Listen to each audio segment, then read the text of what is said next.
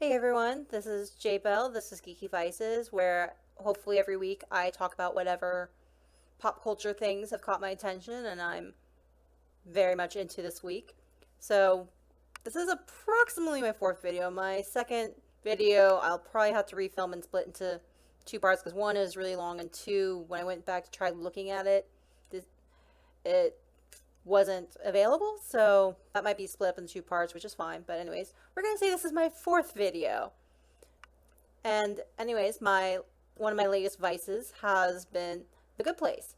So I've watched the first season two times, and then I've only just recently watched the second season. So reason I was so much in the mood to watch this was because I was having a really bad weekend. Like me and the significant other, we were just like lots of stuff was going on. We were just emotionally drained. It was not good. So we needed something to cheer us up. So while the significant other was out at Adventure League, I decided to rewatch first season because it was up on Netflix, and then the following day we decided to binge watch the second season because it was relatively new on Netflix. Although I guess it's been up for a few months, but whoever said I'm up to date with whatever's going on. So yeah, and it definitely was a good mood booster for us. So biggest reason why I've wanted to watch the show was one, I've heard it's good things, but honestly, the bigger reason is because it features Kristen Bell, who is one of those actresses I absolutely adore. As some of you may or may not know, I am a huge, huge Veronica Mars fan. Um, so I've mentioned before how my DVD copy of first season has two discs that are partially unplayable because I've watched them so many times, and I own the movie. I remember going to theaters to see the movie, and I recently heard that Hulu start is gonna film some new episodes of Veronica Mars. So I am willing to subscribe to Hulu for a month or do a free trial, whichever I can do to watch that because I'm a big enough marshmallow to be willing to do that. And it's not going to interfere with the Good Place filming. That was an important thing because both franchises deserve their love. So yeah, anyways, I'm a big Kristen Bell fan. I also adored her in Forgetting Sarah Marshall. She was really good in this old Lifetime movie, Gracie's Choice.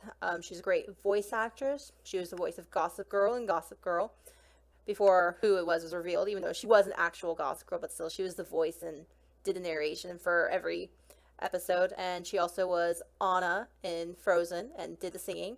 So she has a great singing voice, which is always a bonus. Although for me, I don't think that's what you need to have to be a good actress, personally. Maybe that's just like the self-conscious part of me that always wanted to be an actress when I was a kid, and I do not have a particularly strong singing voice. Like, it sounds fine, but I don't have any vocal strength.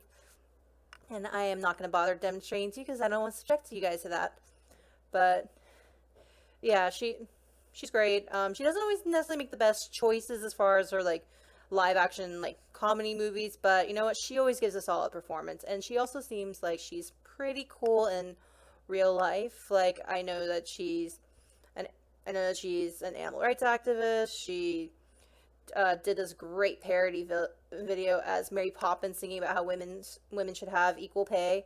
I remember last year, her and her husband Dax Shepard did a video contest to allow someone to win a chance to play do a board game night with them, and they did lots of little messages for Settlers of Catan, which I'm a fan of. I mean, I am a board game person, and Settlers of Catan is a very solid one to get into. I have the original one, the 5 to 6 player expansion for the original, and then I also have the Seafarers expansion and the Barbarians and Cities, I believe is the one I have. It's either Barbarians or it's the Knights and Cities, but it's the one with the cities, which clearly I haven't played that often, but yeah. So pretty solid. So she was like, that's my biggest reason for getting into the show. And I would also say that I think this is Ted Danson's best role, period. Because my main exposure to Ted Danson before this was as a kid. He played the pretty not so smart guys. Like he was Sam on Cheers, or probably my main thing I remember him from the longest time was the movies Three Men and a Baby and Three Men and a Little Lady, which were great, iconic, late 90s, early, sorry, reverse that, late 80s, early 90s movies, and with Steve Guttenberg and Tom Selleck. And the thing, and that also, like, the first one I believe is the movie which like is one of those movies that like has like an infamous blooper where there's supposedly a ghost in the movie where it turns out it's just like an extra accidentally, or the shadow or something passing through. But yeah, for people who like looking for that in movies, that's a good one to do that with. But yeah, no. Anyways, back to The Good Place. This Ted Danson does a great job. He gets to have a little bit more depth of character. We see him be this immortal being who's fascinated with humans and who both it feels superior and like also fascinated with them and responsible for them, and it's just there's a great depth of character, and I love a certain laugh he does and like how his face just changes when he does it, and anyone who's seen the show knows what I'm talking about. Speaking of which, for people who have not seen the show, the premise is that the main character, Eleanor, played by Kristen Bell, she wakes up after she's died and is basically introduced to her final resting place by Ted Danson's character, Michael, who is the architect for the neighborhood she's going to be staying. And she's been told she's in the good place, because there's also a bad place. And only the best of the best are supposed to go to the good place. Like, it's a ridiculously high standard. Because they show some of the things that, like, points that work against people when they're living, and for instance, it works for you if you are vegan. It works against you if it's like plus a certain number of points if you're a vegan, but it's negative a lot more points if you talk about being vegan, or if you have vanity plates. It's negative if you. Yeah, it's just like it's like a lot of like little things. If you're from Florida, it works against you. So it's quirky humor. But anyways, it's revealed at the end of the first episode that she doesn't belong there, and we find out through the course of the series that she's described herself as being the middle person. It's like, no, she's worse than average. Like, she's definitely selfish and sneaky. I mean, yeah, she doesn't physically hurt people, but she definitely does scam people and has like less moral a character than the average person. But the interesting thing is that she does get better with the help of Chidi, who is, because the cool thing about the cool place is that everyone is supposed to live with their soulmate, and it turns out, and Chidi is the person who's supposed to be her soulmate, but she's not supposed to be there, and he is a moral philosophy professor. So he tries teaching her to be better, and it's just a very interesting dynamic. And the show is just there's so many reasons why the show is great, but it does. I mean, it's witty, it's well written, it has great characters. It doesn't stick to the same formula. Like, the show is really, really bold with the way that it changes the whole premise up, and I'll go into that later. But anyways, some of the things that makes you think about is like how awful it would be to like live eternity with someone who's supposed to be your soulmate and you not meshing at all, like you guys not connecting at all. It's like how frustrating that would be, and the fact that like it's also the looming fact that like it's eternity, I got no choice, or the fact like the show like just makes you have like there's so much moral gray area. It definitely makes, as I said, it's intellectual, but it's also like it's not too heavy. Like, it definitely has quirky humor to it. Like the fact that like one of the first episodes, she's really selfish about eating all the shrimp, and so because as a consequence, the next day there's giant shrimp attacking, and they actually do get the CGI of giant shrimp flying around, which is great because the show does actually have the budget to pull off some of these cool things. But let's see what else. Yeah, and then like some of the other main, like Chidi is interesting because he is a good guy, but he's so paralyzed by his indecision. Like, he has to analyze something to death. Which I can totally sympathize with. Like, I'm one of those people, like, I can't just jump up and do things. Like, I have to figure out, like, if I'm walking from point A to point B, I can't just do it. I gotta, like, mentally map out what I'm gonna do before I do it. So I do get that. Although, I will say I'm not crippled to the same extent that he is. I'm able to actually live a functional life and have functional relationships. But yeah, and then Tahani's interesting how, like, she has this amazing life. She basically, I mean, she's this beautiful, wealthy British woman who did, like, all this philanthropy. But the thing is that her family was, like, very elitist, and she had this sister, and basically no matter what she did, it wasn't good enough. And it's like, by anyone else's standards, like, she is amazing, but she was always being compared to her sister and, like, found wanting. And so she's just made it so that way her whole life was set up with her, like, trying to compete, trying to prove herself, and, like, just those are her motives her whole life. So she is spoiled, and also she will name drop like crazy, which is funny.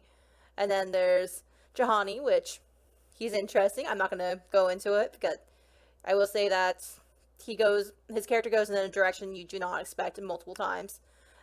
And Yeah, so as I said, that's like the basic setup of the world. And it's like everyone interacting, and like as I said, like we find out different things because, as I said, someone who doesn't belong, and then there's all this wonderful, wonderful like conflict and wit, and it just creativity. And the thing about the show is that most shows like would have taken this premise and just run it for seasons and seasons and seasons and not really change it up until it was starting to like run dry.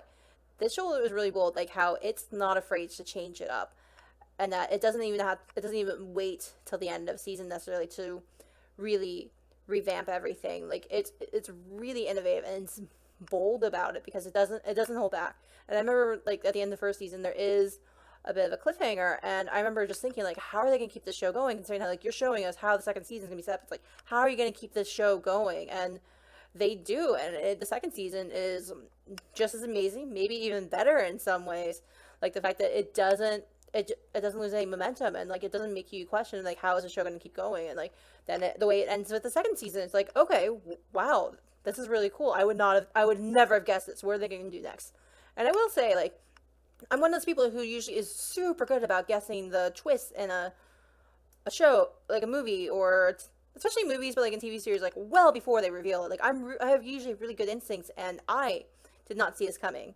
The significant other actually did get a feeling for it, but yeah, no, they did a great job of setting it up and me not seeing it, and hopefully me not being this exuberant about it, hopefully doesn't spoil anything for anyone. But yeah, they do some great things. So I would say that if you like the show, it does also make me think of Dead Like Me, and a little bit like also Pushing Daisies, just like some of the cheerful visual quirkiness is a little bit Pushing Daisies, but honestly, it's mostly Dead Like Me, where not just because it's about people being dead and the afterlife and like suddenly beautiful things. There's just like there's quirkiness and interesting characters who wouldn't necessarily you wouldn't picture coming together on their own, but somehow work together. And also, I remember there's a darkness to it, but it's not gruesome. Like, I remember back when I would watch Dead Like Me, one of my favorite things was whenever they would show the gravelings indicating that someone's about to die, like, part of the fun was kind of being like, okay, how is this character going to die? Like, what's going to happen? What's the final destination, Rube Goldberg machine, that chain of events that's going to cause this person to die? And usually, you wouldn't even catch it. So, yeah, it's very, very cool.